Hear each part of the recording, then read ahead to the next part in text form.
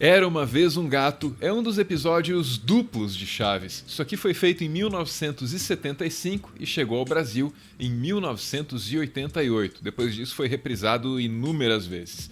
Se esse par de episódios fosse o seu primeiro contato com os personagens da Vila, você não teria dificuldade nenhuma para entender a dinâmica social vigente aqui. Logo no início, o Kiko, que está de aniversário, provoca o Chaves. O objetivo do Kiko, que tem brinquedos e uma mãe, é óbvio. Ele quer reforçar o papel do Chaves na base da hierarquia social da vila. Ele quer mostrar pro pobre o quão pobre ele é. Gostaria de ter algum dos meus presentes, sim ou não? Ah, sim, eu gostaria de ter, sim. É? Sim. Pois então compra. Logo em seguida aparece o Seu Madruga, se submetendo a qualquer subemprego para sobreviver. Nesse contexto social, até a bicicleta que ele usa para fazer as entregas é um luxo. E que trabalho pegou, papi? De entregador, filha. Mas de entregador de lenha. E nem imagina a fibra que é preciso para carregar e descer 50 quilos na bicicleta sem perder o equilíbrio. Enquanto isso, o professor Girafales chega com mais um presente pro Kiko. É um gato. O que é isso? É um mascote. Mas parece gato. Chaves, que ao contrário de Kiko não tem brinquedos, mas quer o direito de se divertir, pega a bicicleta do Seu Madruga sem avisar. O meu pai não disse que te empresta. E também não disse que não me empresta. Minutos depois, a gente descobre que Chaves atropelou o gatinho do Kiko. É verdade, o Chaves atropelou meu gato. Foi sem querer querendo. E assim, Girafales propõe um julgamento para Chaves.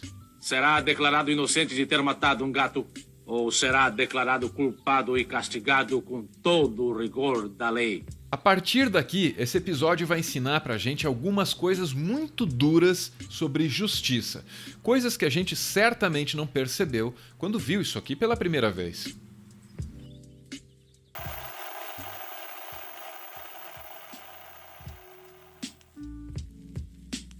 Nem mesmo as necessidades mais básicas do Chaves são supridas. A moradia dele é precária e, normalmente, a audiência é confrontada com a fome do Chaves.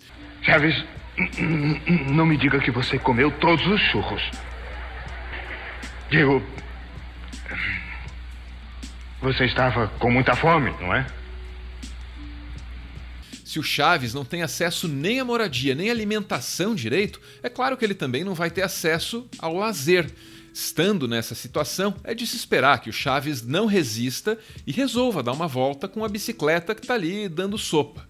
Aqui fica revelado um problema estrutural nessa comunidade. É verdade que aqui ninguém é rico, só que o Chaves é quem está na situação mais precária, mais crítica. Aí ele faz o que ele pode para sobreviver, mas costuma apanhar de todo mundo. Quando o Chaves reivindica para si o direito ao lazer, aí ele vai parar num tribunal, que como logo a gente vai ver, é bastante suspeito. É triste, mas não é só ficção não. O Brasil tem uma população carcerária de mais de 800 mil presos, um número que triplicou desde o ano 2000. Mais da metade de todo esse contingente foi parar atrás das grades por algum tipo de envolvimento com drogas ilegais ou então por roubo. E isso revela que, assim como a Vila do Chaves, a nossa sociedade tem problemas estruturais que não são questionados na hora de julgar e encarcerar. A historiadora Suzane Jardim, que se dedica a estudar o sistema penal brasileiro, explica que a ausência desses questionamentos é parte do que torna toda prisão uma prisão política. Quando a gente aponta que toda prisão é prisão política, é mostrar que cada pessoa lá dentro é um enviesamento político por ela estar. Porque cada pessoa que acaba na prisão, ela poderia não estar lá por uma série de outras escolhas, né, que tem ali nessa estrutura, mas que acabam não acontecendo. Porque numa sociedade punitiva, a gente prefere simplesmente punir o ser do que pensar nos problemas estruturais que acontecem. Quando a gente pensa num jovem negro que está preso e cumpre uma pena por causa de 5, 10 gramas de maconha, e a gente vê outras pessoas brancas de uma classe média, alta, tendo crimes muito maiores e não passando nem um dia na prisão, a gente entende que esse jovem preso por tráfico, ele está na cadeia politicamente. Na nossa realidade, o resultado disso é o encarceramento massivo e, claro, a normalização de uma coisa absurda, que é ter uma população carcerária que, apesar de ser gigantesca, é homogênea em termos sociais e raciais. Que a gente vive numa sociedade onde as cadeias elas são colocadas quase como se elas fossem naturais. As pessoas elas acham que o mundo surgiu e as cadeias estavam sempre lá e não estavam. Até a decisão de manter prisões, que a maioria das pessoas sabem não funcionam, a gente não vive em segurança, porque a gente tem mais de 800 mil pessoas presas no Brasil hoje. A gente nunca viveu em segurança, a gente nunca se sentiu satisfeito e livre na nossa sociedade, porque a gente sabe que prisão está aí. Prisão é uma máquina de moer gente e geradora de mais violência. Então a escolha por financiar isso, em vez de financiar outras medidas econômicas e sociais que consigam de fato atingir os motivos que os crimes acontecem, também é uma escolha política. Por isso não dá para falar de prisão sem falar de política. Não por acaso, na Vila, quem corre o risco de ser condenado é o Chaves, o mais pobre entre os pobres. O exemplo é bastante próximo da realidade brasileira, embora deixe de fora um elemento crucial dessa equação, que é a questão racial.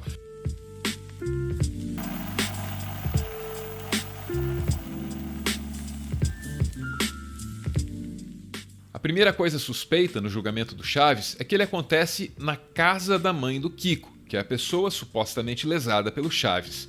Aqui fica implícito que as classes dominantes detêm o controle do judiciário. Essa impressão é reforçada pelo fato do juiz ser o professor Girafales, alguém muito próximo da família do Kiko. Chaves é tratado como culpado desde o começo. Se você olhar para essa sala, dá para ver uma separação muito óbvia. De um lado estão os pobres, Seu Madruga, Chiquinha e, numa situação pior, o Chaves. Do outro, Girafales, Florinda e Kiko. 3 contra 3. Só que o juiz pertence a um dos times. De novo, não é só ficção. Caso você acredite mesmo que o direito é essa instituição apolítica, sem julgamentos anteriores, que é totalmente neutro e superior e tudo mais, sem nenhuma afinidade política, se você acredita nisso, então você também acredita que os operadores do direito são pessoas, sei lá, extra-humanas, vindas de outro universo, ou talvez nascidas da combustão espontânea. Elas têm um cérebro gigantesco, um QI maior do que o do Roger, sabe? E aí elas têm esse poder incrível de decidir o que é bom e do que é ruim, sabe? Olha como elas são superiores, elas têm isso. Ou seja, se você acredita nisso, você acredita que operadores do sistema de justiça criminal são super-heróis. Já deve ter ficado claro, Chaves não tem a menor chance. O contexto dele não vai ser considerado, a palavra dele não vai ser ouvida. Chaves tem tudo para ser condenado, a não ser que ele possa expor a corrupção de todo o sistema até derrubá-lo. Então eu atropelei o gato para desviar do homem que estava feito bocó na rua vendo a dona bonita. Digo quem era esse homem? Não precisa. Nesse momento, Chaves consegue interferir naquela política que guia o julgamento dele. Chaves expõe uma fratura, uma traição e ameaça destruir a coesão das elites que conduzem o julgamento dele. Chaves, assim, desmancha o injusto e corrompido sistema penal da Vila. Essa parte, infelizmente, é só ficção. Não quer que eu conte Declaro quem... Chaves inocente e encerro o caso.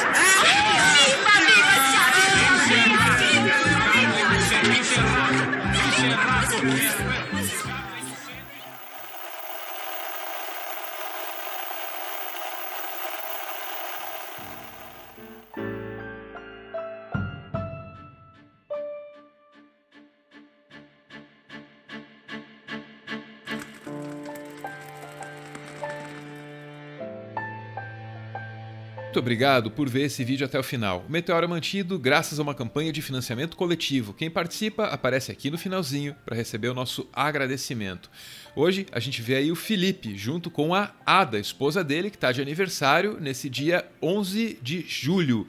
É para Ada que o Felipe dedica as palavras que seguem. Esse mar sinuoso traz à tona rompantes azuis celestes, que aos poucos me inundam, ainda cabe tanto em mim. A luz única no quarto.